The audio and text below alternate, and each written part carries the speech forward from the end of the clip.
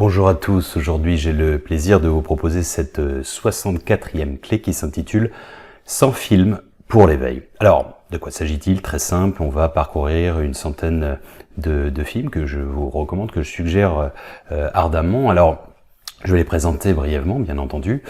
Avant ça, j'aimerais faire une petite introduction dans la mesure où, du même ordre qu'un livre me semble magique, un film, c'est quelque chose d'exceptionnel. Déjà, dans l'orchestration, on ne se rend pas compte, on ne se projette pas assez quand on a un petit peu travaillé dans l'audiovisuel, sur des projets notamment de court-métrage, on réalise à quel point c'est énormément de travail et tout est fragmenté, les costumes, les scénarios, tout est pensé au préalable, etc., etc. Et quand je dis c'est magique, quelque part c'est aussi une métaphore de la vie. C'est-à-dire qu'en fait, les films nous permettent littéralement de vivre par procuration, en quelque sorte, des formes d'égrégores, d'archétypes, sans nécessairement les vivre pleinement. Et on a souvent cette tendance à s'identifier un personnage, à une situation, etc., ayant parfois des émotions, des véritables larmes, des joies, etc., alors que on sait pertinemment que c'est une fiction, c'est un film, etc. Alors ça peut être un fait de société ou un film historique, bien entendu, mais disons qu'il y a cette identification,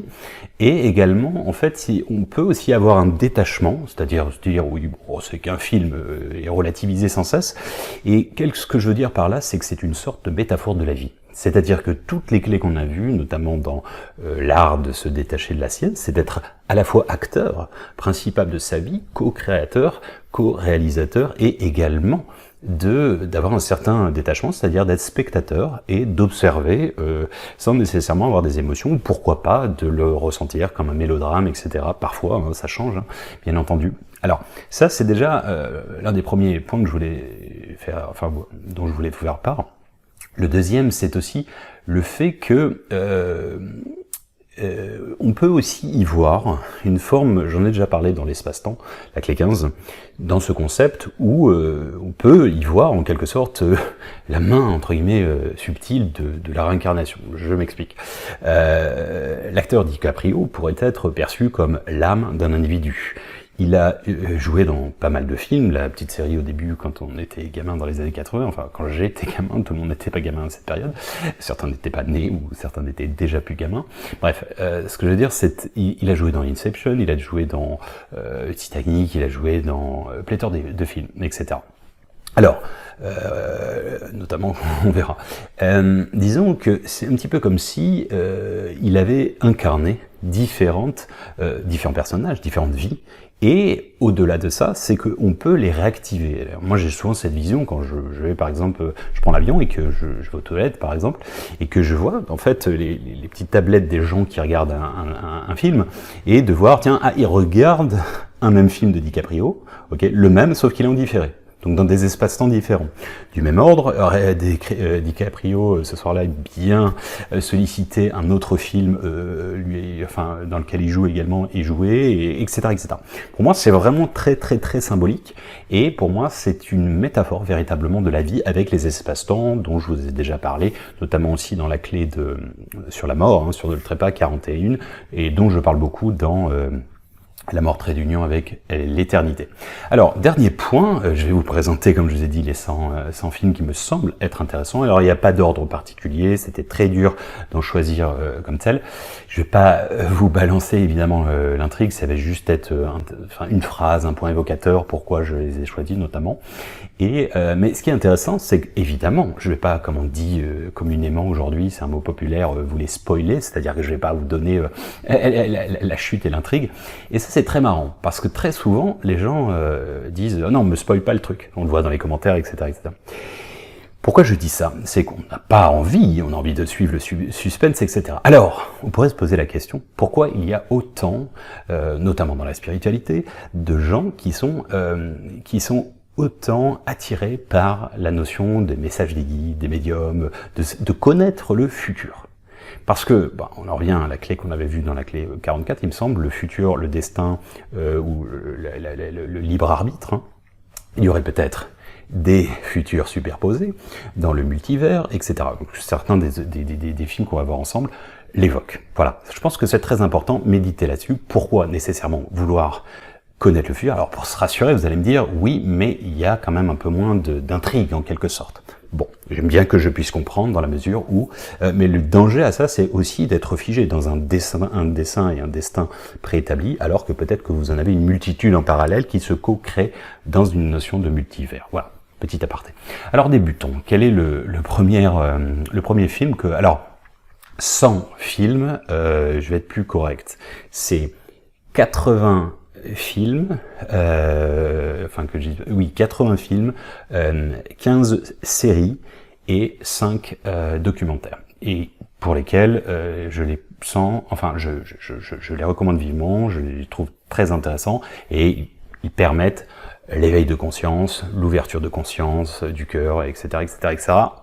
Voilà, en fonction de votre résonance en quelque sorte. Alors le premier c'est Mr. Nobody. Alors Mr. Nobody, concrètement c'est quoi? C'est sur la notion de multivers, d'espace-temps superposés, avec en quelque sorte des scénarios qui coexistent au même moment d'un même personnage qui se voit être dans une multiplicité, sans en être conscient bien entendu, une multiplicité de petits lui avec des scénarios différents où il a une épouse, il en a une autre, et il en a, etc. Mais il y en a un, il est entre guillemets super bien dans ses pompes, un autre il est en dépression, etc., etc.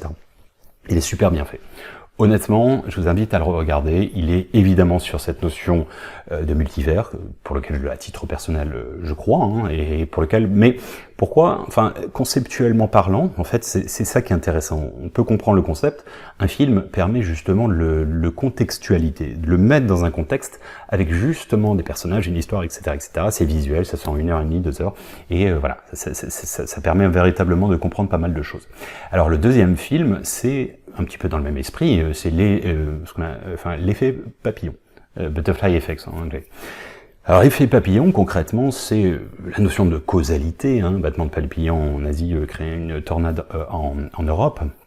C'est la philosophie où cause-conséquence, et en fait il y a de la même manière, en fait, si on revient dans le temps, etc., en fait on modifie l'intégralité du labyrinthe en quelque sorte. Bon, il est excellemment bien fait également, il se regarde très bien, c'est un film américain, il est, je vous le recommande vivement, enfin comme tous les autres bien entendu, je vais pas le mentionner à chaque fois. Alors le troisième, il est pas très connu, ça s'appelle The Fountain, la fontaine hein, en gros. Alors il est beaucoup plus métaphorique, il est très joli, il est esthétiquement, il est très beau, il est très touchant, c'est un drame, hein, je vous le dis d'avance. C'est en fait monde superposé, donc il y en a un qui se passe à la période de l'Inquisition, et ce même personnage, donc c'est son âme, en fait, vit aussi présentement, et il est dans une histoire d'amour avec sa femme, etc., etc.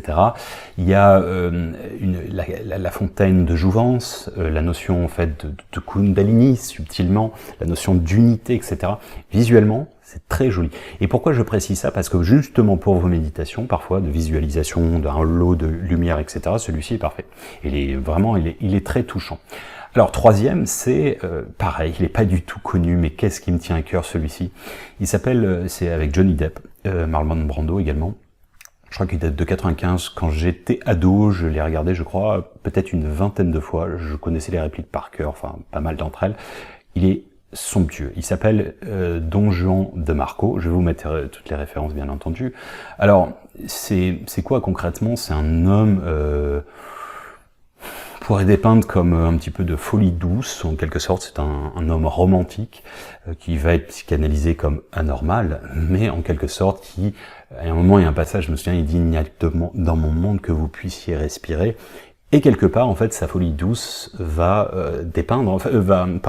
transpirer sur notamment son psy, qui va séduire sa femme, etc., etc. Mais sans spoiler le truc, c'est plutôt qu'en fait, lui, il s'imagine être dans une hacienda, etc., au temps du siècle précédent au Mexique, etc., etc. Et honnêtement, il est extrêmement touchant ce film. Alors, cinquième, c'est Truman Show. Alors c'est avec Jim Carrey. En gros, c'est l'histoire, c'est un homme qui vit dans une simulation où t'es co-organisé, co-créé. En fait, il y a que lui enfin, c'est une genre de télé-réalité, sauf qu'il y a que lui qui n'est pas au courant que, c'est pour lui, il pense que c'est sa vie, que c'est réel, alors que tout le monde est orchestré autour. Alors, il est drôle, il peut faire aussi réfléchir avec des niveaux de lecture, il est vraiment très bien fait.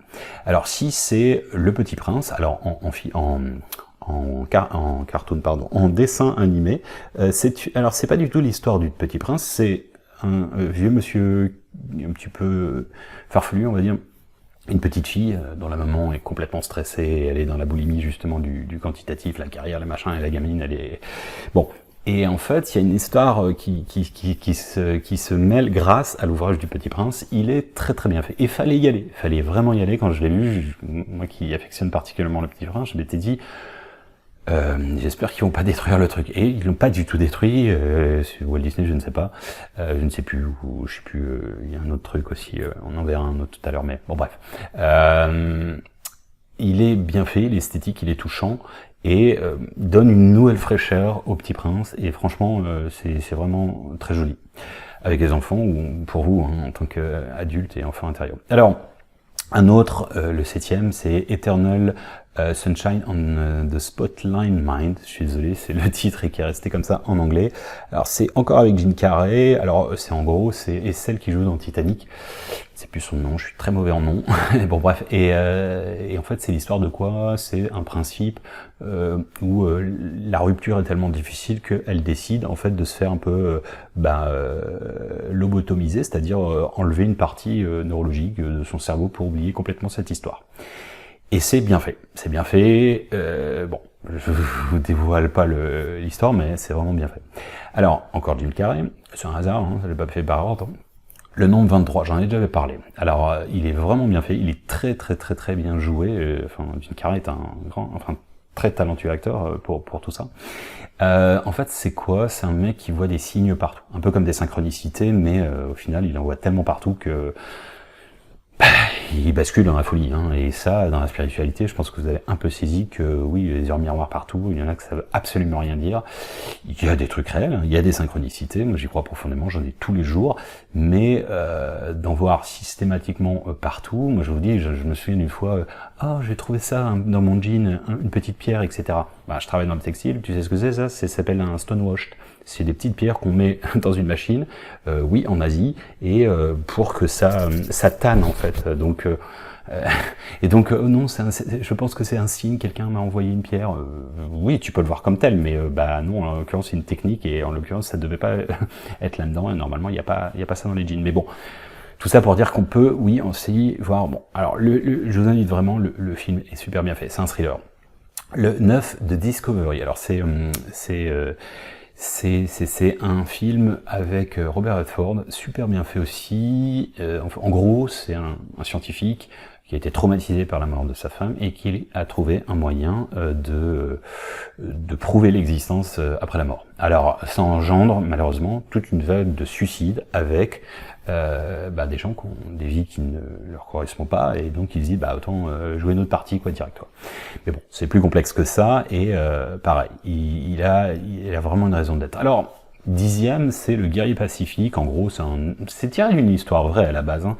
C'est un gars qui va se blesser, qui est aux Jeux Olympiques quand même, mais c'est beaucoup plus subtil que ça. C'est une personne un petit peu, qui est coachée par un mec qui déboule de nulle part en quelque sorte, et bon, sans vous dévoiler est-ce que c'est réel, c'est pas réel, etc. Mais il va le motiver, et en fait il va lui apprendre plein de choses de la vie, des questions existentielles, etc., etc. Mais de même, il est très joli, esthétiquement, et il est simple, hein, surtout, il se regarde facilement. La prophétie des Andes, 11e, bon, j'en avais déjà parlé pour les ouvrages, hein, c'est toujours, pour ceux qui n'aiment pas lire, hein, au moins c'est visuel. En gros, c'est quoi? C'est 9 piliers de sagesse qui émanent de livres, dont le dernier a été interdit par le Vatican, etc. Donc il y a tout un thriller autour de ça. Ça se passe en Amérique latine, mais en fait, il dépeint bien la notion de vibration, de l'énergie, tout est corrélé, tout est connecté, la nature nous parle, les synchronicités, les gens... tout le monde a, dans l'effet de miroir, quelque chose à nous apporter, un message positif, négatif, pour que l'on travaille sur nous-mêmes, etc., etc. Enfin, il est super bien.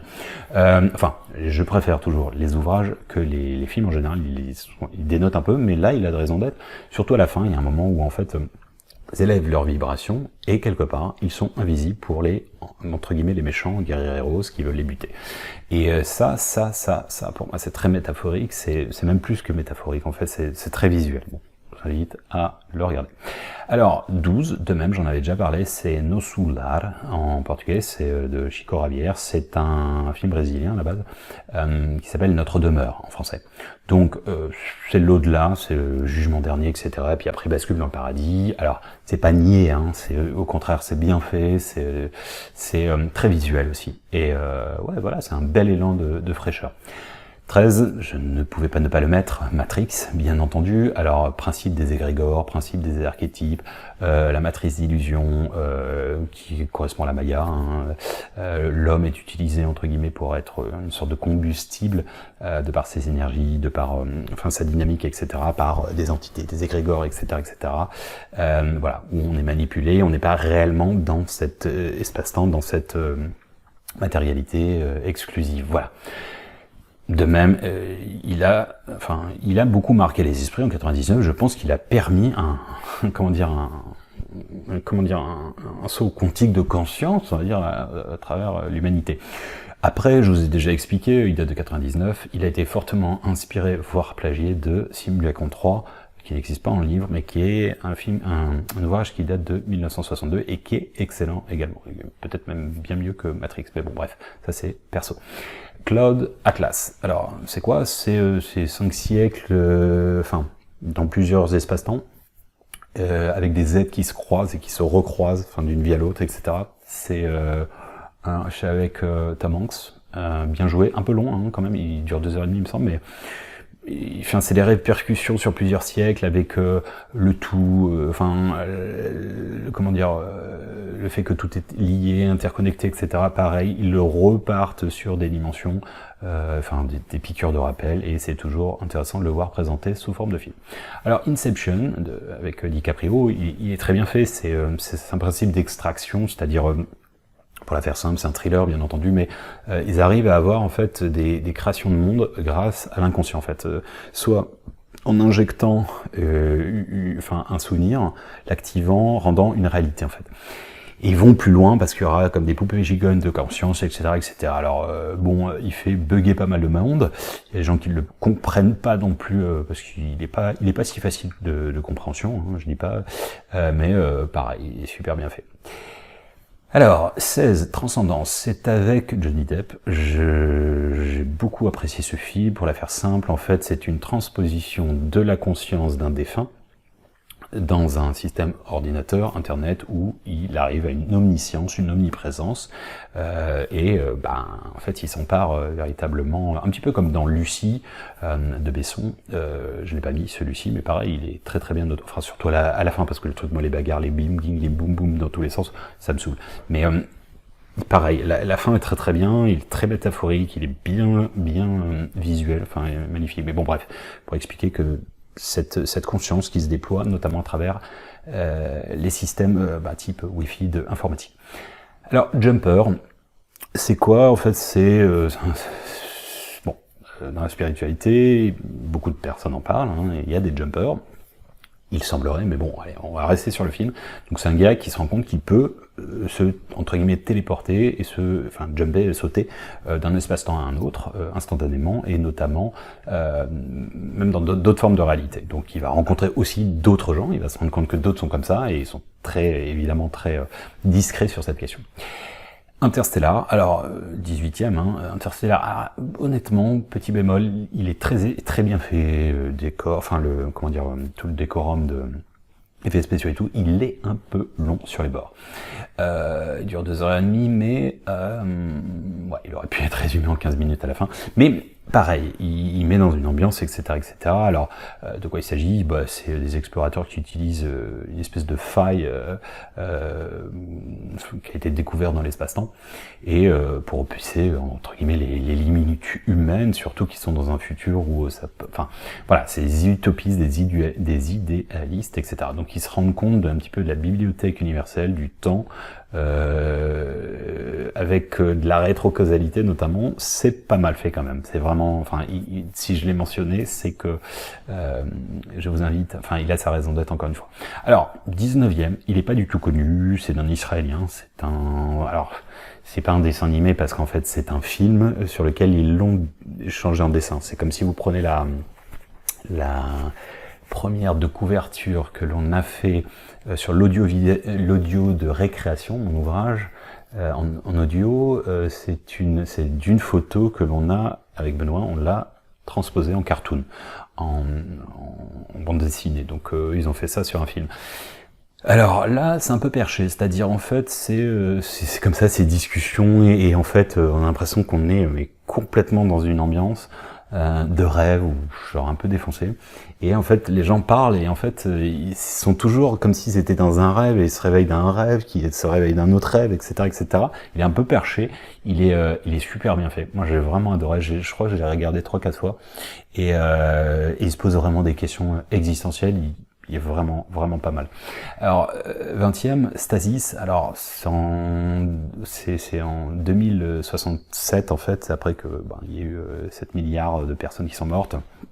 En gros, il y a 2 survivants qui remontent le temps jusqu'en notre période contemporaine pour essayer d'éviter justement l'apocalypse, etc. Bon, pareil, bon, c'est la science-fiction, hein, faut aimer, mais s'y fait réfléchir comme tous les autres, quoi. Alors 21, c'est Io. Alors en anglais c'est Io, Last on Earth. C'est un cataclysme qui a rendu entre guillemets la Terre irrespirable pour les êtres humains, et il reste une survivante, et elle se bat en fait pour essayer de respirer à nouveau, puis de sauver l'humanité pour une colonie lointaine. Il est un peu glauque parce qu'il est un peu oppressant de temps, un peu claustrophobe, mais pareil, il fait réfléchir. Alors 22, c'est ARQ. C'est quoi en fait? C'est un monde apocalyptique, vous allez me dire, vous en avez beaucoup. Ouais, les réserves de pétrole sont asséchées, etc. Et en fait, c'est des personnes qui sont enfermées dans par l'ennemi, et en fait, il y a une technologie pour mettre fin à la guerre civile, en gros. Libérant une énergie considérable, illimitée, etc., etc. Mais bon, bref, elle a une anomalie, il y aura... où les personnages sont contraints de revivre le même jour, c'est un peu comme un jour sans fin, inlassablement. Bon, bref, pas mal fait. Alors, 1984, j'en avais déjà parlé pour les ouvrages, donc visuellement, le film, il est encore plus badant, excusez-moi, encore plus glauque, noir que l'ouvrage, vraiment. Mais, encore une fois, il est bien fait. Il est bien fait, c'est sûr, c'est une dystopie du monde totalitaire, où on réécrit l'histoire, etc., etc., où les gens sont lobotomisés, avec des fake news, avec pas d'esprit critique. Et comme je vous ai dit, ça rappelle des souvenirs, même contemporains. L'autre, dans la foulée, j'en ai déjà parlé aussi pour les ouvrages, mais il existe aussi en film, Le meilleur des mondes, d'Aldous Huxley. Donc c'est une vie artificielle dans le futuriste, hein, c'est une dystopie également. Alors où le transhumanisme et toutes ces dérives, etc. Et évidemment, alors il a été écrit en 32, tout comme 1984 a été écrit en 49, et c'est visionnaire malheureusement, parce que il y a plein de choses que l'on peut voir aujourd'hui et notamment constater. Alors 25, tout autre registre, s'appelle Vice, ok. C'est sur l'ère de Dick Cheney, en fait, qui est le vice-président, c'est lui qui a créé ce titre, et c'est lui, en fait, le chef d'orchestre de la marionnette de l'administration Bush, Bush-Busherie, qui rebondit sur le 11 septembre et la guerre, éclaire, alors qu'une guerre se prépare au moins en 6 mois, selon les états-majors, 3 mois, après les attaques du 11 septembre, 6 semaines plus tard, de mémoire, mais même moins, je crois, ils envahissent l'Afghanistan, etc., mais après c'est plutôt aussi l'anthrax, les armes de dissuasion massive de Saddam Hussein, qui était un fake, on le sait, c'est pas de la conspiration, c'est un état de fait. Tony Blair l'a reconnu, public, s'en est excusé, etc., etc. Enfin, ils expliquent ça, les coulisses du pouvoir, et en fait, il est super, super sarcastique, c'est-à-dire qu'en fait, il y a toujours une voix off, et c'est le même auteur qui a fait The Big Short sur la crise des subprimes, mais ça en est drôle. Non pas que la situation soit drôle, mais ça permet de passer la pilule, et c'est vraiment un très très bon film. Je vous le recommande vivement. 26, autre philosophie. Le livre d'Eli, alors c'est avec Denzel Washington, si je ne dis pas de bêtises.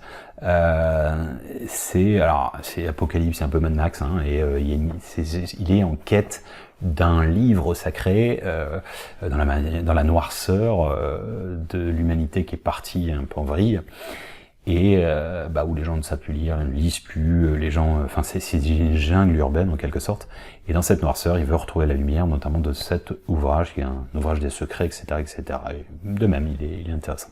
Alors, autre registre, 27, l'Odyssée de Pi. Alors, ça se passe en Inde au départ, et en fait, on embarque au Canada, etc., etc., mais en fait, c'est une personne qui dépeint son voyage, et en fait, elle a soit des visions, soit des hallucinations, soit elle est dans son monde en quelque sorte. Mais il est romantique, il est touchant, et il ouvre des champs de conscience. C'est un film indien, très très bien fait. Alors, ensuite 28, Limitless. Alors, c'est un autre registre, je trouve bien fait aussi. C'est en gros un gars qui prend une pilule magique et en gros, il a des visions et il a une efficacité. Alors, évidemment, vision matérialiste, c'est une drogue, type qui existe peut-être aujourd'hui, etc., etc. Et d'autre part, d'autres visions, c'est ce qu'on a en nous et on l'a activé, c'est-à-dire l'activation Kundalini, etc., de nos capacités extrasensorielles superhumaines en quelque sorte. Enfin voilà. Mais de même, ça dépend ce qu'on y voit derrière tout ça, mais de même, il est pour moi très très bien fait. K-Pax ou K-Pax, en fait, c'est un mec qui déboule nulle part, il dit qu'il vient d'une autre planète, etc., etc. Et il n'est pas pris au sérieux, sauf qu'il dépeint en fait une civilisation et notamment des données scientifiques chez les astrologues et autres, astronomes, pardon, qui sont réelles, et en fait on commence de plus en plus à le prendre au sérieux, et c'est vrai qu'il va nous donner des révélations sur son monde, bien plus évolué que le nôtre, bien entendu, avec une rétrovision sur le nôtre. 30, c'est I am a mother, en fait, c'est pas de traduction, je suis une mère, mais disons que ils ont gardé le titre en anglais. Alors, pour éviter l'extinction des êtres humains, en fait, il y a un robot qui s'appelle la mère, qui a pris possession, de gérer l'administration des humains. Donc, c'est de l'intelligence artificielle qui a pris les rênes de la vie de l'humanité. Voilà, donc déjà, dans l'idée, c'est le concept intéressant. C'est pas un film grandiosissime, mais il fait réfléchir sur justement une mise en scène de ce que pourraient être les dérives, etc. C'est à l'extrême, bien entendu, mais voilà. Et bon, il y a une femme qui va sortir de l'ombre, il y a une intrigue, et pour essayer d'acquérir la liberté, tout simplement, etc. Alors, 31, c'est avec Matt Damon, c'est l'agence. Alors là, en quelque sorte, c'est sur la notion de destin et de libre arbitre. Alors pourquoi ? Est-ce qu'on est maître de notre destin ? Est-ce qu'on est manipulé par des forces invisibles ? Alors il y a une histoire d'amour, c'est avec Matt Damon, etc. Super bien fait. Super bien fait, oui, voilà, est-ce qu'on est... Enfin, je vous invite à regarder le film et vous poser aussi ces questions qui, forcément, mis dans cette intrigue, c'est bien fait. Alors, un autre, c'est 32, c'est Timeless. Timeless, donc, c'est avec le chanteur, là, je sais plus comment mais il joue super bien dedans.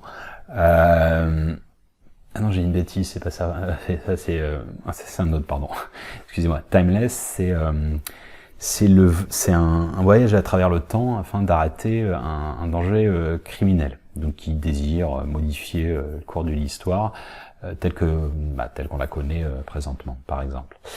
Mais il est intéressant. Ensuite, 33, alors ça s'appelle Le Virage, changer une vie pleine de sens. Alors c'est de Wayne Dyer, normalement c'est issu d'un ouvrage. C'est pas un énorme film, il n'y a pas un gros budget. Mais pour ceux qui n'arrivent pas, qui n'aiment pas lire et tout, en fait, il réexplique un petit peu quand même les piliers en fait de son enseignement. Encore une fois, il n'y a pas d'intrigue, il n'y a pas d'histoire, mais c'est des échanges qu'il a notamment, il explique un petit peu à différentes personnes, et voilà, je pense qu'il est intéressant de le regarder. Alors, 34, c'est un film, documentaire film, il s'appelle Que sait-on vraiment de notre réalité ? Alors, à la base, c'est issu d'un ouvrage que j'avais découvert en 2005, pour être honnête, et ensuite, ils ont sorti, alors, il y a 2 opus, mais le premier c'était le 7 novembre 2007 au cinéma Publicis sur les Champs-Élysées. Ils étaient d'ailleurs présents et j'étais le premier sur les loges. J'avais pris mes billets largement à l'avance et oui, j'ai eu la chance d'être en première. Donc il date 2007. Donc concrètement c'est quoi? C'est petite histoire, hein, elle n'est pas extraordinaire non plus, mais avec des témoignages en parallèle. Hein. Donc il y a Joe Dispenza dedans, il y a comment il s'appelle, Amit Goswami, pardon. Masaru Emoto sur l'impact de la pensée sur l'eau. On est fait à 80 ou 90%, 70% d'eau, et ainsi de suite. Donc c'est sur les bases de la mécanique quantique, de l'aspect quantique, à quel niveau ça vibre, etc., la réalité, notre illusion, etc., etc. Il parle très bien, par exemple, d'un phénomène qui s'appelle l'expérience de la fente de Jung, enfin les doubles fentes de Jung. C'est très visuel, c'est super bien fait, donc vraiment à regarder. C'est des belles animations, je trouve, des bons témoignages, et vraiment, ouais. Et il est chouette. Alors, 35, complètement autre registre, avec Julia Roberts, c'est plus léger, hein, ça c'est Eat, Pray and Love. Alors, peut-être en français, pardon, c'était donc, je crois que c'est mange, prie et aime. Alors, c'est un voyage initiatique en quelque sorte, hein, mais simple. Hein. Si on a envie de débuter, faire débuter quelqu'un, c'est pas mal. Alors au début, ça se passe en Italie, c'est plus lié à l'épicurisme, la vie, le dolce vita, la bouffe et tout. Enfin, l'art en fait, l'art de vivre. C'est un plan plus matérialiste, mais quand même épicurien, enfin important quoi. Honorer le vivant, toujours dans sa plus grande largesse. Ensuite, Inde, où là, elle est dans un ashram, mais c'est plus méditation, prière, etc. Et 3, ça se passe à Bali, où elle va tomber amoureuse. Hein. Et voilà, en fait, c'est un triptyque hein, qui fait des bases d'essentiel. Il est bien fait, il est pas mal, il se regarde bien. 36, c'est Anon ou Anon, ça dépend comment on prononce. Alors c'est dans un avenir, en fait c'est l'intimité qui a été abolie en fait. Donc c'est un enquêteur qui se penche sur quelqu'un qui a comment dire interdit, un tueur qui est comment dire des enregistrements en fait. Donc, en fait, l'intimité est abolie et toute la pensée est enregistrée quelque part. Donc, du coup, ça crée évidemment, il y a les hackers qui permettent de couper tout ça, etc. Sinon, oui, on est fiché sans cesse. Mais il est pas mal. Il fait réfléchir. Il est pas mal, vraiment. Equals. Alors ça, c'est dans un monde où les sentiments sont interdits et bannis. En gros, c'est plus possible de tomber amoureux et évidemment, l'intrigue, ce sera, il y aura un petit couple qui va tomber amoureux et bon, je vous spoilie pas le truc, mais ça tombe de source. Alors, 38, c'est Advantageous. C'est quoi en fait? C'est dans un futur relativement proche. Et en fait, c'est deux personnages qui essaient en fait d'être de rester dans une forme de complétude malgré les difficultés de la vie, pour la faire très simple. Ok, donc c'est une dystopie, mais sur une notion de conscience des réalités et des questions aussi existentielles qui sont soulevées. Il est pas mal. 39, la science-fiction également. C'est Bienvenue à Gattaca. En gros, bon, pareil, hein, c'est une dystopie, donc c'est science-fiction, mais en gros, c'est basé sur l'eugénisme. L'eugénisme, c'est quoi? C'est, en fait, on privilégie une génétique particulière, c'est ce qu'ont fait les nazis, hein, une génétique particulière, etc., etc. Et là, ils essaient de créer, en fait, une cellule avec des hommes bioniques, quoi, avec des capacités génétiques, etc., supérieures à tout le monde pour les envoyer dans l'espace, etc., etc. Alors, ça va au-delà de ça, en fait, il y a justement un jeune qui va tenter de spolier toute la dynamique, en fait, autour de ça, parce qu'il veut réaliser son rêve, notamment d'accéder justement à ces privilégiés, d'aller dans l'espace, etc., etc. Mais il y aura une intrigue, bien entendu. Pareil, il est très bien fait, il se regarde bien. Alors, 40, c'est Dogma. Alors, c'est plus léger, hein, c'est avec Matt Damon et puis, je ne sais plus j'ai oublié son nom, je ne sais plus, peu importe. C'est deux anges déchus, qui sont tombés sur Terre et en gros, il leur arrive des péripéties. Mais disons qu'il n'est pas qu'au premier degré, il n'est pas... comment dire... Non, il peut être lu avec différents niveaux de lecture. Alors, 41e, c'est Equilibrium. C'est quoi? C'est pareil, c'est une dystopie, c'est dans le futur, c'est en 2070, en gros, c'est dans une société où il est interdit d'être malheureux, et en fait, vous avez des petits médocs à prendre au quotidien pour cacher les émotions, pour être heureux, etc., etc., etc. Et donc, on a une personne, il y a des personnes qui s'y refusent, et il y a une espèce de contestation en fait de cet ordre établi, entre guillemets, une dictature, en quelque sorte du bien. Alors, 42, c'est avec Robert Williams, c'est un très beau film, Final Cut. En gros, on a des puces électroniques. Donc ça, évidemment, à chaque fois, c'est aussi contemporain. C'est ce qui risque de se passer, ce qui se passe déjà. Enfin, voilà, on a des puces qui sont mises dans notre cerveau pour enregistrer tous les effets et les gestes de notre vie, pour des raisons de sécurité, etc., etc. Mais en fait, au soir de notre mort, c'est comme quelqu'un, les chambres mortuaires, vous nettoyez le corps, ou éventuellement, j'entends les pompes funèbres. Et là, en fait, il y a une personne qui s'occupe de récupérer tout ça et de faire des montages pour passer les meilleurs moments de la vie. Sauf que il va rencontrer des choses parfois un peu glauques, évidemment. Et au-delà de ça, il va aussi retrouver des choses par rapport à lui, sur lui-même, etc., etc. Super bien fait, très joli. Alors, celui-là, il faut s'accrocher un petit peu. 43, c'est Memento. Alors, un peu balèze. Enfin... Il est... Au début, je vous dis, mais c'est pas possible. En fait, il rejoue tout le temps la scène en l'amplifiant. Pourquoi? Parce qu'en fait, c'est un gars qui a perdu la mémoire pendant 15 minutes alors qu'il a assisté, je crois, à une scène de meurtre ou autre. Et en fait, il n'arrive pas à recoller les morceaux du puzzle. Donc, il va s'écrire des post-it, il va s'écrire des tatouages, etc., etc., pour coller à l'intégralité. Mais... en fait, il est perturbant au début parce que vous dites, mais attends, je bug, je suis complètement mal siphonné, etc. Donc, mais honnêtement, il est super original et c'est sur la notion évidemment de conscience, de mémoire, etc., etc. Très très bien, je recommande. Mais encore une fois, c'est pas un film, à regarder quand vous êtes super fatigué nécessairement. Hein. Il va un peu vous péter les neurones. Alors, 44, c'est prédiction. C'est en gros, c'est une petite capsule temporelle, qui est découverte en fait par des gamins. Oh, c'est léger, hein. Et en fait, à la base, c'est avec Nicolas Cage de mémoire. Ouais. Et en gros, donc il y a des codes au début, et puis c'est bidon, puis c'est rigolo. Enfin, la mairie, tout le monde se marre.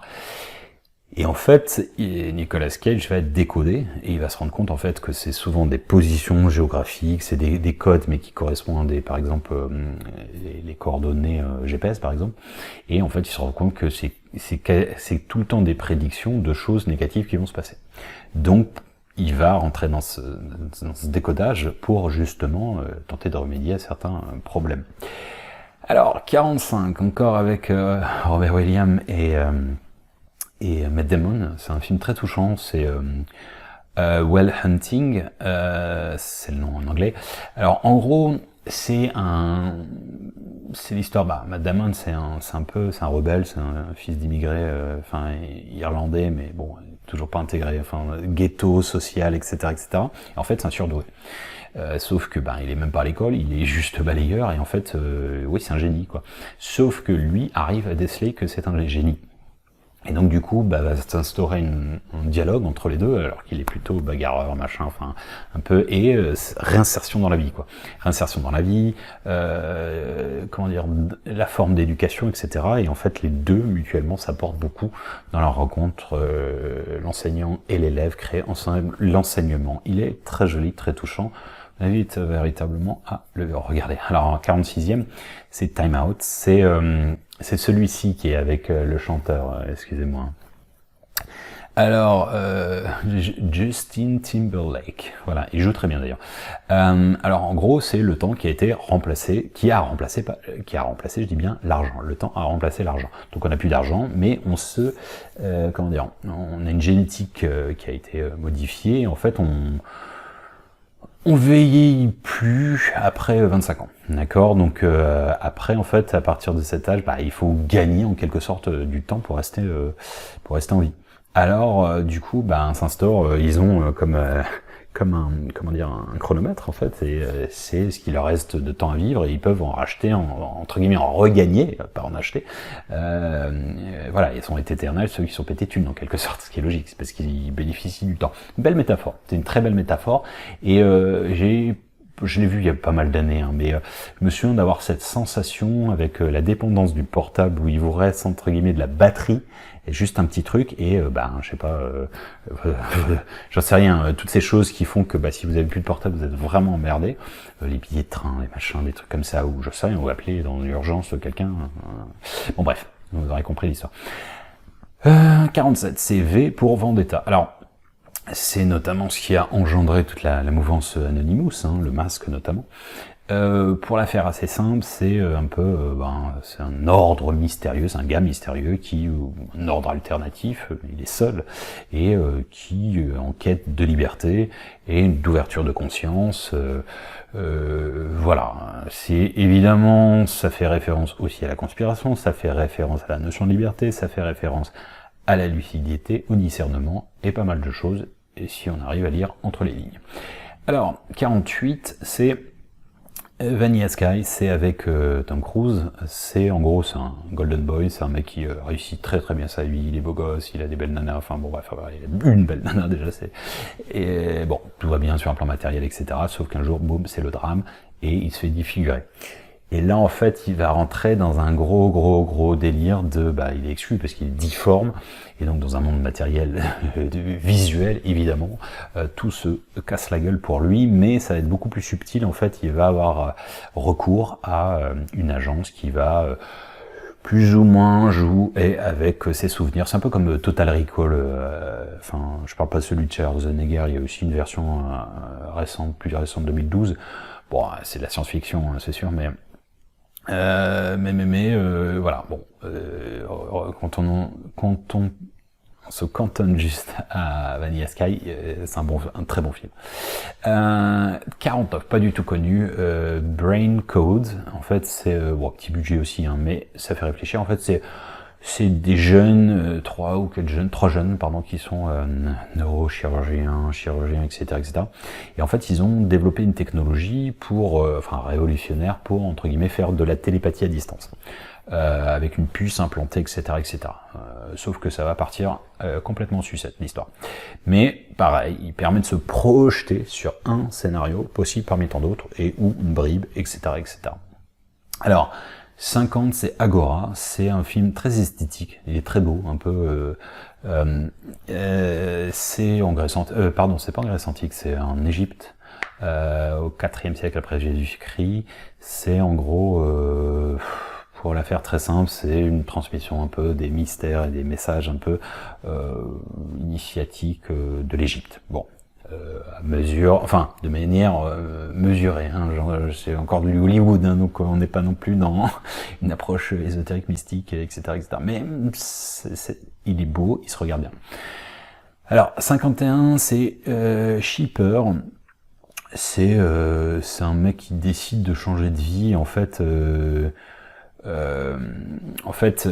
Il intègre une cellule qui est plutôt dans les renseignements et dans tout ce qui est espionnage, etc. Sauf que lui va être pris dans une espèce de machination avec sa femme, et ça va faire un petit mix de il est utilisé, il y a des sortes de, pas de simulation, mais plutôt de, il y a quelque chose de supérieur qui joue qui co-gère tout ça, en fait. Mais c'est peut-être un peu mal expliqué quand même, ça vous donnera pas envie. Faites-vous le synopsis, tapez synopsis, j'en sais rien, moi. Vous allez trouver tout de suite. Alors, évidemment, 52, Avatar, il n'y a pas d'ordre, Avatar, James Cameron.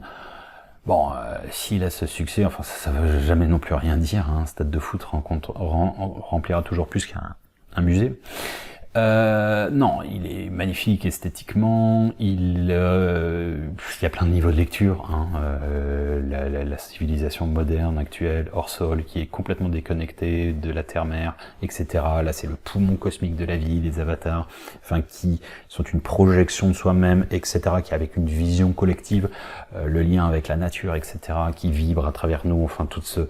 C'est magnifique. Il est magnifique et très touchant. Et puis la cupidité humaine, vous en avez rien à foutre, ils détruisent l'arbre de vie. Enfin, bon bref, c'est à voir et à revoir en famille ou pas.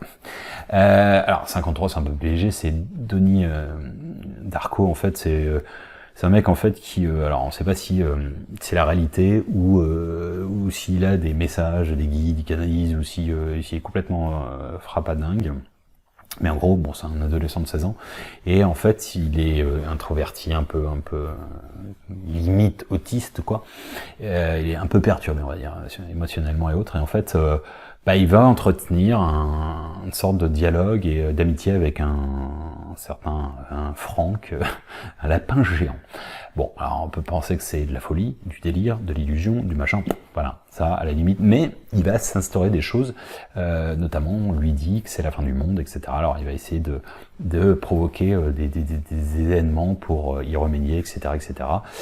Mais le problème c'est que ça va pas mal foutre le bordel dans la communauté, mais bon, bref, il se regarde bien. 54, le portrait de Dorian Gray. Alors, pour la faire assez simple, c'est une vision qualitative-quantitative, c'est-à-dire c'est une métaphore qualitative-quantitative. Pour moi, c'est fortement inspiré de l'ouvrage magnifique que j'aime beaucoup, qui s'appelle La peau de chagrin. En gros, c'est une personne qui reçoit une peau de cuir et c'est la même chose, hein, c'est son portrait qui se détériore en fonction de la vie qu'il mène et s'il a beaucoup eu de joie et autres. C'est pareil sur la peau de chagrin. C'est-à-dire qu'en fait, plus il est heureux et plus elle réduit, et jusqu'au moment où ça devient un petit bout de rien. Donc c'est le même principe avec un tableau qui révèle progressivement, entre guillemets, sa véritable nature, mais qui se détériore très vite au quotidien. Donc vraiment, il est métaphorique, il est intéressant. 55, c'est Memories, en anglais, donc les souvenirs, les mémoires. Alors, soit c'est accusé d'un meurtre, c'est un mec qui est accusé d'un meurtre, mais alors, il a blackout total. Il a 0 souvenir. Et ça, c'est intéressant, c'est-à-dire qu'en fait, alors sans donner des circonstances atténuantes à l'inacceptable, mais en fait, c'est comme si il n'était plus cet assassin, entre guillemets. Si vous enlevez un souvenir, ou si on vous greffe, imaginez, on fait l'inverse, on vous greffe un souvenir, c'est tout l'objet de ce que je suis dans l'écriture de 5 ouvrages, il y en a un qui s'appelle justement Remembrance, c'est ça. Mais c'est beaucoup plus complexe que ça. Mais bon, bref, pour la faire simple, si on faisait une connexion qui faisait, tiens, t'as les images du mec que t'as tué et tout, alors que tu l'as pas tué, vous auriez l'impression d'être véritablement un assassin. Et à l'inverse, si on coupe un truc, est-ce que vous l'êtes encore? Oui, dans les faits. Mais pour vous, quasiment non. Bref, c'est le principe de perte de mémoire, etc., etc. Alzheimer, enfin, on connaît tous, hein, malheureusement. 56, c'est Push. Alors, c'est quoi? C'est des adolescents, ça se passe à Hong Kong, c'est des adolescents qui ont des capacités un peu comme des indigos, machin, enfin c'est des métaphores, et psychiques, et en fait ils sont utilisés par les gouvernements pour justement faire une armée surhumaine, et justement pour instaurer un nouvel ordre mondial, etc., etc. Alors, 57, il est pas connu du tout. C'est un film indien, c'est de Bollywood. C'est Like Stars on Earth movie. Alors, c'est sur... Qu'est-ce qui m'a touché, si vous saviez? C'est sur la dyslexie, en fait, c'est un gamin. Il est dans son monde. En fait, bon... je me suis retrouvé à travers lui, hein, évidemment. Donc c'est un gamin qui est dans son monde, qui a sa bulle complète, où se passe des choses, il joue avec tout, il est dans son délire, échec scolaire, bien entendu, etc. Et il est dans une école où, justement, le prof est un ancien, qui a été, justement, traité, et en fait, va s'établir, et il va vraiment le prendre... sous son aile, et il est super touchant pour les hypersensibles et autres, mais je vous dis, pour quelqu'un comme moi qui a vécu ça et qui est dyslexique à la base, évidemment il est extrêmement touchant, il est vraiment vraiment très beau. pour tous les hypersensibles et autres, ou même pas que, les gens qui ont un peu de cœur et autres, si vous voulez vraiment voir la complexion, en même temps l'ouverture des connexions, etc., qui peuvent se faire à travers ce type de dit pathologie, parce que c'est quand même une pathologie, mais qui ouvre aussi des champs de conscience et de lien entre les éléments vision holistique et autres. Alors, 58, The Machinist. Ouf, il est noir, mais il est très bien joué, en fait. En gros, c'est un mec qui trouve des messages codés dans son appartement. Et en gros, pourquoi... Enfin, il y a plein de questions. Pourquoi ce personnage ressemble à sa mère, etc. Enfin, lui, il est particulièrement étrange. Et en fait... il y a toute une, une espèce d'énigme, de thriller et tout. Il est vraiment glauque, hein. Il est volontairement, il y a un filtre dessus pour qu'il soit glauque, qu'il soit bien noir. Mais un travail d'acteur extraordinaire, c'est avec, je ne sais plus, non, je ne sais plus son nom, mais c'est très connu et excellent acteur. D'ailleurs, c'est ça qui l'a vraiment lancé. Je crois qu'il a perdu 40 kilos dans ce truc, il est rachitique, enfin c'est un travail d'acteur et d'investissement surtout, parce que une petite perso, impossible de perdre 40 kilos, hein, bon bref. Très bon film. 59, c'est Le Prestige. Alors c'est quoi? C'est deux magiciens surdoués qui se font une compétition, et bon, c'est des illusionnistes, hein, plus que des magiciens. Et jusqu'au jour où, enfin voilà, ils montent jusqu'au jour peut-être qu'il y aura un drame ou autre, mais voilà, il y a toujours un coup d'avance. C'est une sorte de jeu d'échecs à travers l'illusionnisme. Pareil, il se regarde bien, il est bien fait. Alors. 60, La vie est belle, de Roberto Benigni, pardon. Alors, alors, c'est pas de l'ouverture de conscience, là, c'est de l'ouverture du cœur. Hein. C'est comment il a réussi à toucher autant le cœur et les consciences des gens à travers un thème aussi dur que le nazisme et que les camps, de manière romantique, en romançant la vie pour un enfant, pour le préserver par amour, et de faire entre guillemets, d'en faire un jeu en quelque sorte. Alors, et à mon sens, hein, ça ne biaise pas du tout, ça ne minimise pas, la peine et l'horreur qu'a été c'est comment dire, ces génocides, enfin, de ces camps et autres. Mais il a fait un travail divin pour moi, remarquable, plus grand que d'artiste, quoi. Alors, toujours dans j'aime beaucoup le cinéma.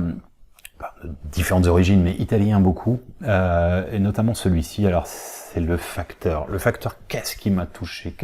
Il est magnifique, cet ouvrage, ce film, les couleurs, les paysages, la Méditerranée, etc. Cet homme qui est touchant, qui est juste mort après la fin du film. La beauté de cette femme, enfin, c'est magique. C'est une peinture, vraiment. C'est simple, c'est très simple, ça prend son temps, hein, mais c'est magnifique. Esthétiquement, il ouvre le cœur aussi, hein, je le pense. 62, c'est avec Ewan McGregor, qui a joué dans Trainspotting. En gros, c'est Big Fish, c'est un... c'est un affabulateur, c'est une personne qui enjolive, dira-t-on, la vie, d'accord, mais toujours avec des faits réels. Donc il est dans un monde féerique, imaginaire, etc., et c'est superbement fait, c'est vraiment bien fait, je vous invite vraiment à le regarder. Alors, 63, c'est Doctor Strange. C'est un mec qui a des capacités, c'est une fiction, hein, qui a des capacités ésotériques, etc., des habilités parapsychologiques, etc., magiques, etc., super bien fait.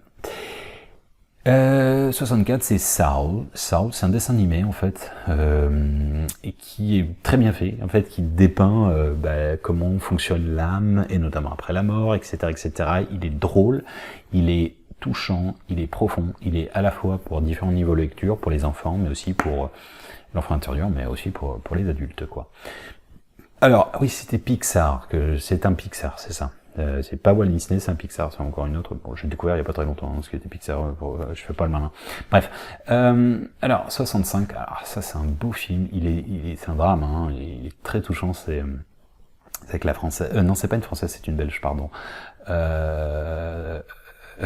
Elle s'appelle De France d'ailleurs, et je crois qu'elle est belge de mémoire. Mais bon bref, c'est un film américain, ça s'appelle, en anglais c'est Hereafter, mais en français c'est Au-delà. Et en fait, c'est un mec qui meurt, hein, et il y a une communication qui s'installe entre les deux amants, les deux amoureux. Et ouais, c'est sur l'invisible en quelque sorte. Donc très très beau. Alors, dans la continuum, 66, c'est au-delà de nos rêves. C'est quoi? C'est avec Robbie Williams, c'est un peu le même principe en fait. Sauf que, c'est encore une autre orchestration, et peut-être un peu moins glauque et un peu moins drama quand même. Mais pareil, c'est sur l'au-delà, c'est sur la mort, mais c'est sur la possibilité de communication avec les défunts notamment. Alors, 67, c'est Ready Player One. C'est en anglais, mais c'est le dernier Spielberg d'ailleurs. Super bien fait. Alors, c'est simple, hein, mais c'est sur le métaverse. En fait, c'est sur ce que j'ai appelé il y a depuis plus de 10 ans, l'holonet. C'est-à-dire, c'est des hologrammes dans le futur, donc avec les 3D, en fait, les gens se projettent toujours sur ce métavers. Ils ont, entre guillemets, une vie de merde, dans des taudis, etc., mais ils s'en foutent, parce qu'en fait, c'est de l'opium, hein, pour eux. Ils ont une vie, dans un au-delà, mais qui est juste de la virtualité, comme on commence à avoir aujourd'hui, et c'est très bien que dans 4-5 ans, ça va faire, ce sera dans 10 ans, ça marchera du feu de Dieu. Donc voilà, c'est bien de visualiser comment ça peut se présenter. Alors certains vont dire c'est génial et tout. Oui, ce sera génial pour ceux qui arriveront à faire la distinction entre la vie réelle avec des potes, des gens qu'on aime, enfin un arbre, etc. et puis la virtualité. Je veux dire, c'est comme si on était tout le temps sur Internet. Il y a un moment, la vie, c'est humer la nature, etc., etc. Mais il est très intéressant ce film. 68, c'est Don't Look Up. C'est avec DiCaprio, il est très récent, hein, mais c'est en gros, faut pas le prendre au premier degré, hein, mais c'est une métaphore en fait du réchauffement climatique sur 6 mois. Mais sauf que c'est une météorite et tout le monde s'en fout. Tout le monde s'en fout royalement. Les scientifiques sont des rabat-joie, sont des fauteurs de troubles, etc., etc. Et tout le monde s'en branle. Tout le monde s'en fout. On est juste dans l'entertainment, dans la distraction, et franchement, quand vous le regardez, alors bien évidemment, c'est exagéré. Mais c'est une extrapolation un petit peu de ce qui se passe aujourd'hui, à mon sens. 69, c'est Synchronicity en anglais, pardon. En fait, c'est un groupe de scientifiques en fait qui pensent avoir, on va dire, découvert ou qui pensent détenir la clé en fait d'un passage vers un autre espace-temps. Alors c'est la notion de portail d'espace-temps, bien entendu. Alors 70, c'est Journal intime, c'est de Nanni Moretti. Pareil, j'adore ce type de, comment dire, c'est lui justement, c'est le réalisateur Nanni Moretti qui joue dedans. Il date de 90, quelque chose, 92. Je l'ai adoré quand j'étais ado. Et c'est un mec là qui est en scooter, qui s'arrête, il discute avec les gens. Et en fait, la manière dont c'est filmé, c'est tellement, pour moi, original, simple à la fois. Et j'ai souvent eu l'impression de sa prise de vue que c'était ma vie, en fait, que j'avais ce même approche, et je parle aux gens comme ça, je me pose comme... Et non, c'est intéressant parce qu'il soulève pas mal de questions un peu existentielles, etc. C'est un très très beau, esthétique ouvrage. Film. Fight Club. Alors, faut pas le prendre bagarre, machin, hein, il y a des empilements de perception. En gros, c'est une dissociation entre son soi supérieur, etc., son surmoi aussi, son ego, etc., etc. Encore une fois, ça ne se prend pas au premier degré. Hein. Et de même, je pense c'est la conscience, c'est une voie intérieure, c'est un voyage intérieur en quelque sorte. Et si on fait, j'insiste bien, lourdement, abstraction à la violence. Alors, 72, c'est Contact, c'est en gros contact avec les extraterrestres, hein, donc d'ailleurs c'est issu d'un ouvrage de Carl Sagan que j'apprécie beaucoup, qui est un ancien astronaute mais qui est un grand penseur, qui est un grand scientifique, un grand penseur qui a marqué beaucoup les consciences. Alors ensuite, La Belle Verte. Alors c'est de Colin Serrault, il est magnifique, il date des années 90. Il est drôle, mais il est profond aussi, hein. Il est simple. Mais en fait, c'est une civilisation qui doit voir un petit peu ce qui se passe en France pour essayer de les aider, mais surtout on peut prendre la température de comment évolue.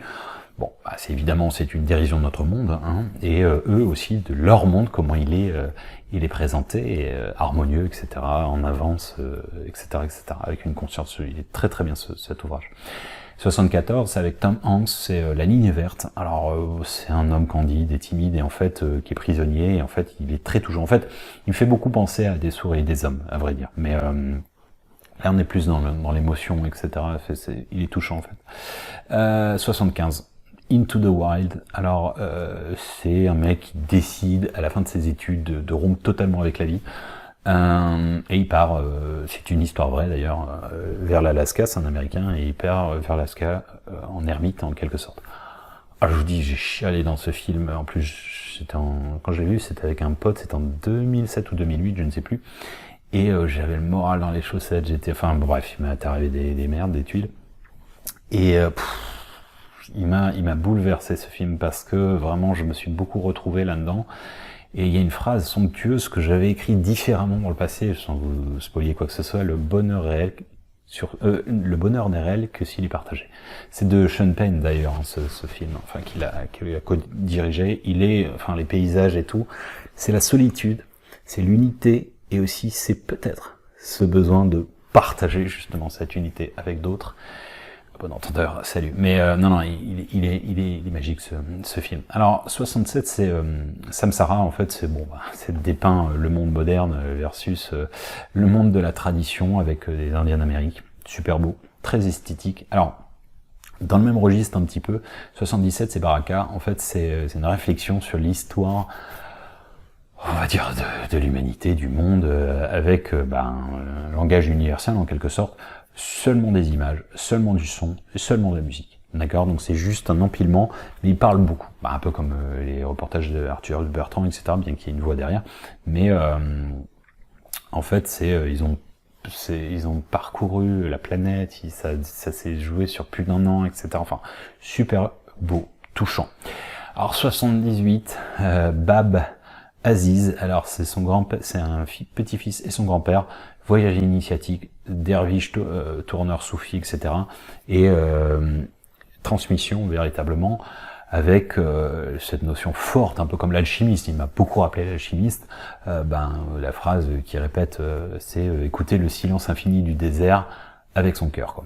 Et fait beaucoup plus subtil que ça, non, c'est très esthétique, et il y a beaucoup de messages profonds. Je vous dis vraiment comme l'alchimiste.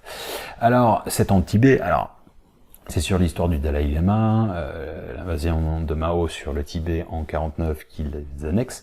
Enfin, c'est avant, mais c'est surtout empreint en fait, la sagesse du bouddhisme et autres, mais aussi Brad Pitt, l'acteur principal dedans, c'est un nazi autrichien, et c'est vrai qu'il y avait énormément à cette période dans le nazisme, dans l'occultisme, hein, si vous regardez Tulé, etc. Enfin, tout ce qui était les Goebbels, machin, c'était des mecs qui étaient à fond dans l'ésotérisme entre guillemets satanique, hein, occultiste, etc. Occultisme.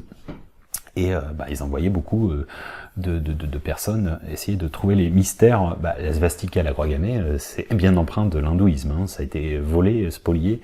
À la base, c'est un symbole d'unité. Hein. Mais ils ont réutilisé cette énergie, en la détournant, quoi. Alors, 80e, donc c'est le dernier des films, après on va voir les séries, c'est, alors pas connu du tout, c'est La Belle Histoire. En plus, c'est une BO avec, comment ça s'appelle, Nicole Croisy, pardon. C'est un film de Lelouch, il dure 3h, 3h30, il est passionnant. Il m'a transporté.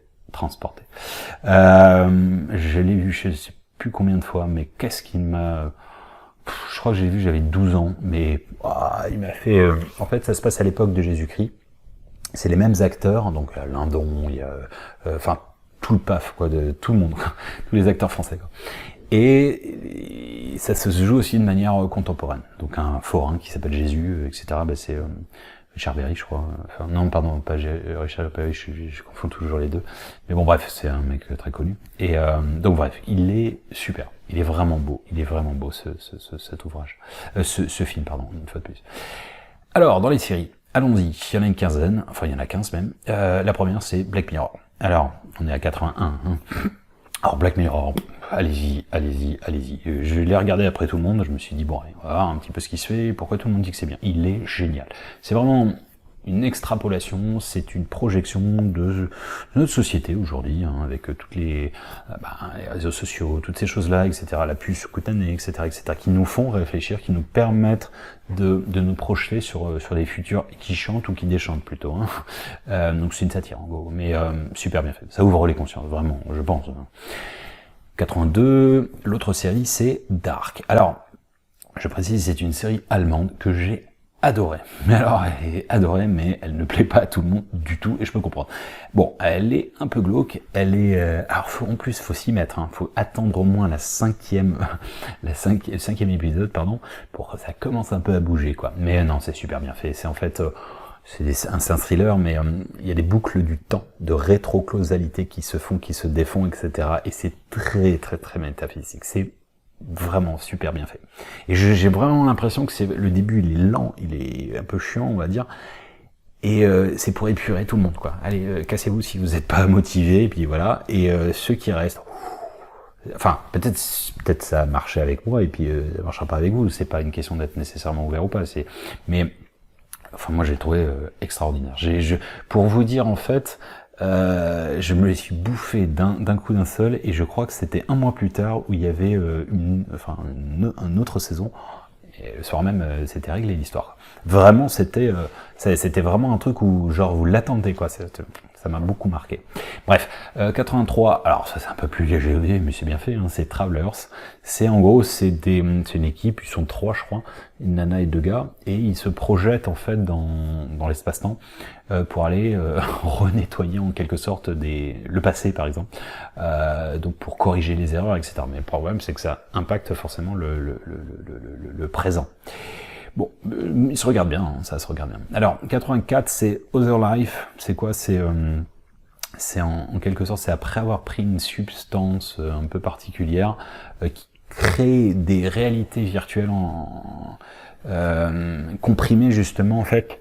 En fait, il y a 2 inventeurs qui se disputent par rapport à ça et ça crée un gros merdier. Mais super bien fait, de même vraiment intéressant. Alors, c'est pas le Avatar que je vous ai présenté de James Cameron, c'est un manga, ça c'est 85e. Avatar, le dernier maître de l'air. Alors, c'est un manga qui lie beaucoup de magie, d'élémentaire, les 4 éléments, les 5 éléments, l'enseignement ésotérique, bouddhiste, etc., etc. Soit on le regarde comme un dessin animé, puis plus c'est pour les gosses, soit on voit les niveaux de lecture, et il est très très très puissant. Alors, je peux en faire un, comme ça, il y en a un petit de plus aussi que j'aime beaucoup dans les séries, qui est Arcane. Arcane, il est très récent, hein, je crois qu'il date de 2002. Non, j'ai une bêtise, pardon. Si, c'est 2001, enfin, il est sorti fin 2001. Bon, bref, il est récent. Arcane, c'est un autre manga, enfin, pas vraiment manga, mais un dessin animé super esthétique. Très très bien fait aussi sur pas mal de mystères et autres.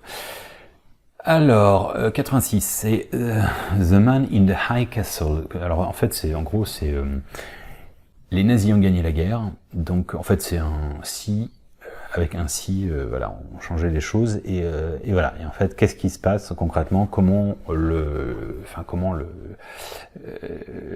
l'histoire a été changée, et où est-ce qu'on se trouve aujourd'hui, et comment ça s'organise? Super bien fait. Très très bien fait. Il est captivant, hein, encore une fois. Mais les séries, au début, j'ai eu du mal. Je n'aimais pas les séries du tout.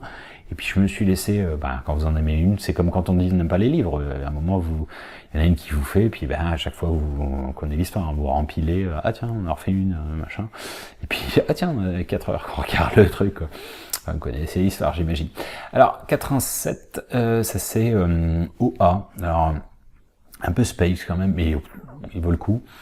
Enfin, si on aime bien, mais en fait, c'est un huis clos, c'est-à-dire qu'en fait, c'est des personnages, je crois, les 4 au début, ils sont enlevés par un mec, un psychopathe, et en fait, il les fout dans une espèce de bocal. Alors, c'est des cages, hein, c'est une taille humaine quand même, mais en gros, il va essayer de voir comment il se comporte, et lui, il a son délire, et eux, vont trouver, en fait, une sorte d'union grâce à une chorégraphie, un peu comme de la magie de gestes, ouais. Et aussi avec des respirations, enfin des trucs un peu, alors on peut y voir des rituels magiques, de l'hyperventilation, etc., etc. Et ça, donc grâce à ça, ils arrivent à ouvrir des espaces de temps, enfin des portails, et à se projeter. Donc l'objectif, c'est ils veulent pas se sauver de leurs cellules physiquement, mais grâce à la conscience. Alors, est-ce que c'est une métaphore des paradis artificiels? Est-ce que c'est une métaphore, conscience altérée, etc. C'est à vous de voir, mais le truc, honnêtement, il peut être un peu oppressant au début, mais il ouvre, à mon sens, des portes de la conscience aussi. Alors, 88, c'est Sense 8, allez, on va le faire en français, Sense 8, Sense 8. Alors, pour la faire simple, c'est 8, ce sont le symbole de l'infini, mais c'est 8 personnages dont les vies sont croisées dans différents endroits du monde, en Corée, de mémoire, je sais plus, je crois que c'est au Kenya, etc., dans différents pays du monde. Et en fait, ils vibrent à distance. En fait, c'est le principe de famille d'âme, qui ont des capacités kinesthésiques, et en fait, ils arrivent à télécharger pour les autres des aptitudes, par exemple, un peu comme dans Matrice. Alors, c'est justement des frères, enfin des sœurs maintenant, je sais plus leur nom, enfin les réalisateurs de Matrice, bref, et c'est de eux, donc je pense que c'est très avant-gardiste du nouvel ère par rapport à de civilisation antérieure, télépathie, machin, capacité à se connecter, etc. C'est pas mal fait, c'est vraiment bien fait, je dirais, c'est vraiment très juste, très très bien fait. Alors là, c'est un coup de cœur, 89, j'ai adoré. Mr. Robot. Alors, je l'ai vu pour vous dire il y a relativement tardivement en fait. Ah, il me parle beaucoup, Elliot. C'est un personnage qui est dans son truc, qui est drogué, qui est hacker, etc., qui est tout seul, qui est un peu dans son monde, qui se fait des films, qui a des traumas, etc., etc. Et en gros, en fait, il a un sarcasme sur la vie, en fait. Mais il y a toujours une voix off. Alors, il y a une voix off, on ne sait pas s'il délire, il s'invente un compagnon imaginaire et tout. Et en fait, quand il défonce le système et tout, en fait, il est un peu un anti-système et un peu, il est hacker, donc il est hacker et en fait, oui, ils vont devenir, ils vont créer un espèce d'énorme bug géant sur notamment, sans spolier aussi, toutes les dettes de l'humanité. Donc mais il est prenant parce que le personnage est touchant en fait. Il est touchant, il est complètement dans sa planète, il est pas vraiment créé dans la matière, mais ses remarques, enfin, pour quelqu'un qui est complètement à fond dans le système et tout, en fait, c'est un mec qui te retient par la capuche justement, et puis vas-y, pose-toi 2 secondes avec moi et réfléchis un peu sur le sens de la vie et sur le sens de la quadrature du cercle, etc., etc. Et c'est, j'ai adoré le personnage, etc. Enfin bon, bref. 90, alors ça c'est une série espagnole qui est pas très connue pour l'instant, mais qui je pense va l'être. Ça s'appelle If I Had Not Met You. Si je t'avais pas rencontré, en fait c'est c'est un mec, toute sa famille est décimée dans un accident de voiture. Bon, c'est le début, ça se passe comme ça. Et il devait faire la révision, etc. Donc il s'en veut, etc. Et il y a une dame qui arrive de nulle part, qui a une technique pour basculer, mais ça peut être dangereux, dans des dimensions parallèles, justement, et bon, alors c'est vraiment sur le multivers, c'est très bien fait. Je trouve que c'est vraiment pas mal fait, ça ouvre pas mal de champs de conscience aussi. 91, c'est Lock and Lucky, alors c'est un peu léger, un peu gamin au débat, c'est dans une maison, un peu un manoir, où il y a des portes, des portails, des portes magiques, où on passe dans un autre monde, etc. C'est romancé, c'est différents niveaux de lecture, mais c'est intéressant. J'ai trouvé que ça se regardait pas mal, quoi. Alors, 92, c'est Omniscient. Alors, c'est une dystopie avec un contrôle permanent. C'est une série brésilienne, ça. C'est un contrôle permanent de micro-drones, donc de type insecte. Ça existe actuellement, ça existe déjà. Des micro-drones qui vous inspectent tout le temps, en permanence. Donc c'est bien pour les meurtres, c'est bien pour tout ça. De toute façon, dans la technologie extrême de futur, ce que j'ai écrit actuellement dans La dictature du bien, tout est légitimé. La puce sous-cutanée, oui, les gamins qui sont perdus, qui sont enlevés, vous êtes dans une avalanche, enfin plein de raisons pour un mec qui perd la tête. Bon, bref. Vous aurez bien compris le principe, mais donc ça en fait, c'est omniscient parce qu'omniprésent, parce que vous avez sans cesse une espèce de, comment on appelle ça en anglais, CCTV, c'est-à-dire les caméras cachées un peu partout, Bref, mais c'est intéressant de le voir comme tel. Et vous l'aurez sous peu dans pas mal de pays du monde, hein, ça c'est quasiment évident. Biohackers, c'est alors c'est sur les nouvelles guerres futuristes non conventionnelles, terroristes. Je crois que c'est un truc russe. C'est une série russe de mémoire. Bien fait, c'est bien fait. Est-ce qu'elles seront comment dire, visionnaires futuristes mais vous savez, dans Black Mirror, c'est intriguant. Vous voyez un passage, il y a une série, enfin un épisode où il y a un chien, c'est un chien qui trace un chien flic en fait. Ben regardez chien flic Black Mirror Singapour, ça existe déjà. C'est sorti pendant la pandémie il y a 2 ans. Et il y en a de plus en plus dans le monde. Donc c'est vraiment étrange de se dire que rien que dans Black Mirror, il y a énormément de choses qui tendent à être vraies et qui sont déjà devenues réelles. Alors en plus, on est toujours dans cet esprit que si vous adhérez à quelque chose, vous le créditez au niveau des égrégores. Donc quelque part, plus on regarde ça, et plus... Alors c'est une question de choix aussi, hein. Soit on se dit bah oui, on a peur et donc on le crédite, soit on se dit non, surtout on veut pas ça, et auquel cas on crée autre chose. Bon, ça c'est... question de vision. Alors, 94, c'est Better Than Us, c'est pareil, c'est une série russe, très bien faite. Alors c'est sur le transhumanisme, enfin même au-delà, pardon, c'est l'intelligence artificielle, où bah il y a où le gars, en fait, je crois qu'il a je crois que c'est la nounou au départ, mais qu'un robot, et qui est particulièrement... c'est un beau robot quand même, enfin c'est une belle robot. Bref, et bon le mec, histoire d'amour, etc. Mais c'est bien fait en fait, c'est bien fait. Et la dernière série, c'est plutôt, enfin c'est The Story of God. C'est avec Morgan Freeman en fait, c'est frais en fait, c'est les belles couleurs, c'est machin, enfin on parle de Dieu, ok, mais pas de manière dogmatique, c'est plutôt un peu culturel, c'est-à-dire qu'il va avec son bâton de pèlerin, Morgan Freeman, à la découverte, à la rencontre de l'hindouisme, du bouddhisme, etc. Enfin, avec des comment dire, des gens à la fois sages et simples en fait. Donc c'est touchant. C'est un peu comme c'est vraiment ce que j'ai fait dans mes voyages en fait. Mais lui il le fait avec une caméra et voilà. Mais c'est reposant, c'est apaisant, c'est beau, c'est vraiment beau, c'est bien fait. Voilà, on en a 95 et je vais vous faire part maintenant de 5 documentaires, vidéos, etc., que vous pouvez trouver éventuellement sur YouTube, etc., etc. Et pour moi, je ne pouvais pas vous faire cette vidéo sans en parler, parce que, limite, je dis pas que c'est mieux qu'un film, mais c'est encore un autre niveau. Alors, le premier, il est extrêmement connu, c'est un Canadien, c'est Monde extérieur et intérieur. J'ai adoré. Il y a 4 parties, peut-être 5 maintenant. Enfin, c'est tellement bien résumé. Pour moi, il a une tellement belle... C'est lui qui fait tout, hein. C'est lui qui fait les montages, c'est lui qui fait les sons, etc. Ce mec est admirable, mais vraiment. Et c'est tellement bien résumé, il est tellement une vision holistique d'enchevêtrement. Sa voix, elle est apaisante, comment dire, la justesse de ses... Enfin, c'est vraiment magnifique, c'est vraiment puissant.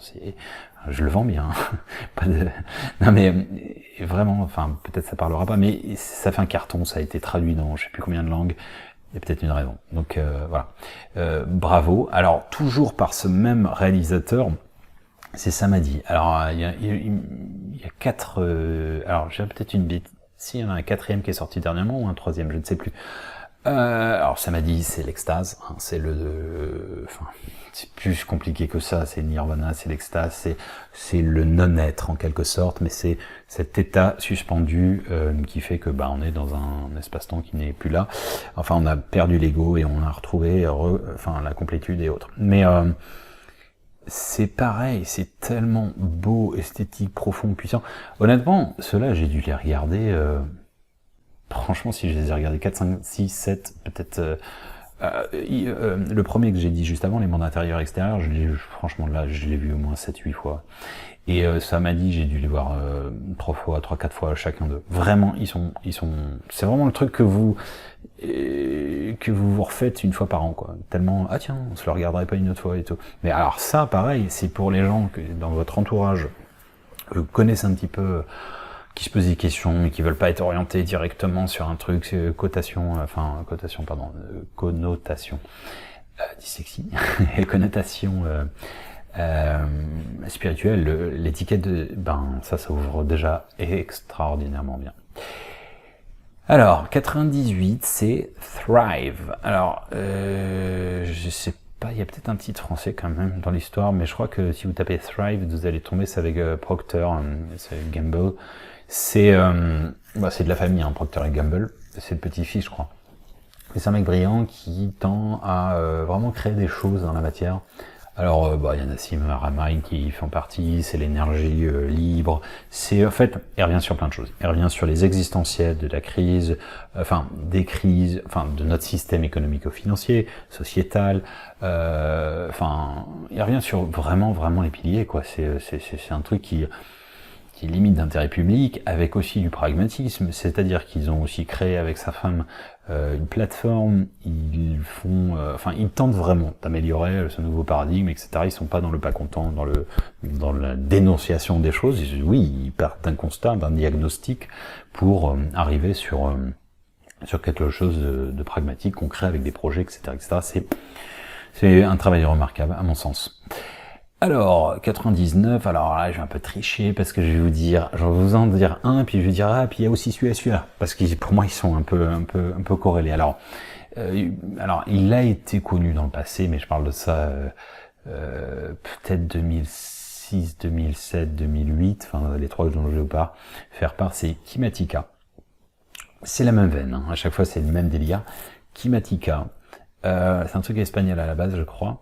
Le deuxième, c'est Zeitgeist, l'esprit du moment en allemand. Il y en a trois, il y a trois versions, mais c'est en français bien sûr. Et le dernier, c'est The Science. C'est un peu le même principe dans chaque. C'est vraiment... Alors, ça a marché du feu de Dieu à l'époque, parce qu'il n'y avait pas grand-chose dans les années... dans ces années-là, quand ils ont sorti les trucs en 2007, 2008, jusqu'à 2010, 2012, il n'y avait pas grand-chose, à vrai dire, sur Internet. Bon, bref. Et donc, mais de même, alors je les ai pas regardés depuis un petit moment quand même, mais est-ce qu'ils ont pris une ride? J'en sais rien, comme tout le monde probablement. Mais en fait, non, c'est les bons résumés. C'est les bons résumés qui permettent d'avoir des piliers de connaissances et de croisements d'informations, que ce soit économique, que ce soit spirituel, avec aussi dans la spiritualité des dogmes, des religions, des similitudes, les réinterprétations, l'écriture, etc., etc., etc. Je vous invite à les regarder, après si vous aimez pas, vous dégagez, comme tout le reste.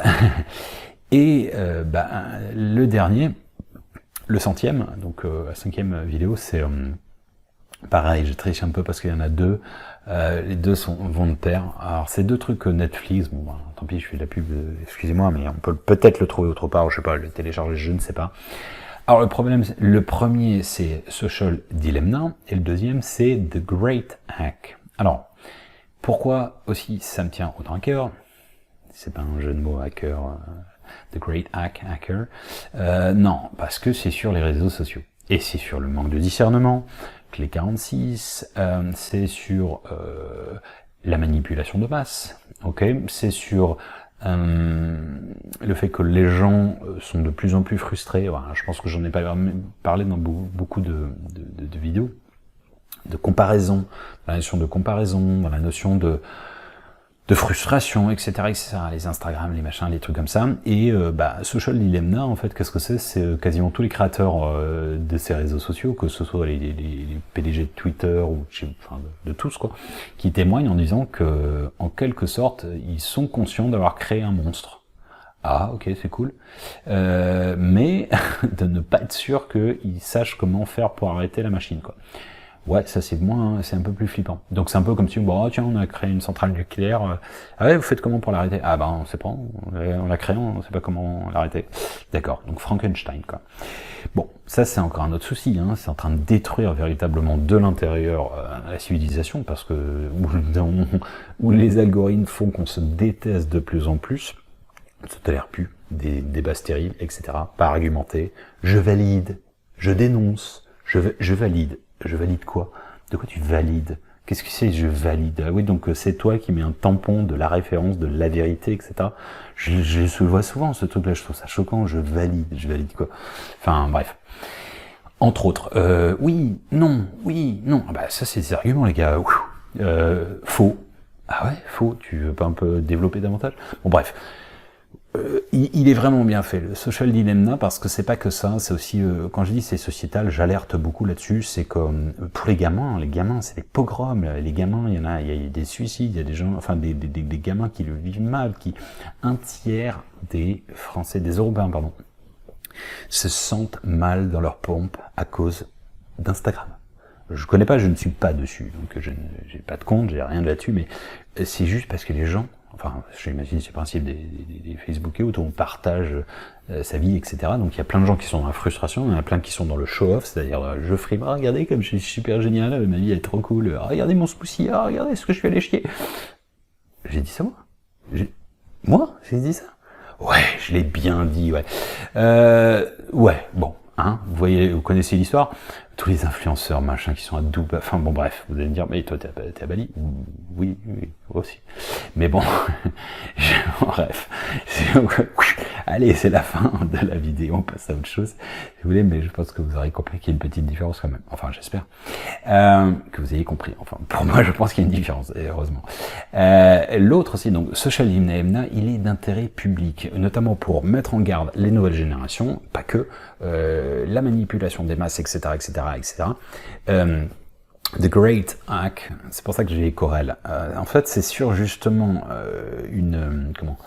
un institut qui s'appelle Cambridge Analytica, qui a fait toute la campagne américaine, Trump et autres, et où il y a eu des ingérences, etc., etc., etc. En fait, ils expliquent bien comment, en touchant des influenceurs, et qui valident, hein, quand ils valident, ah ben je valide tel ou tel, bon, en fait, il n'y a pas beaucoup besoin de gens, en fait. Il faut juste faire en sorte que ces gens rallient à des idées, que ce soit des fake news, que ce soit vraiment des n'importe quoi et que c'est pas vérifié derrière, parce qu'une fake news se déploie 7 fois plus vite, hein, en moyenne, et on va pas aller chercher.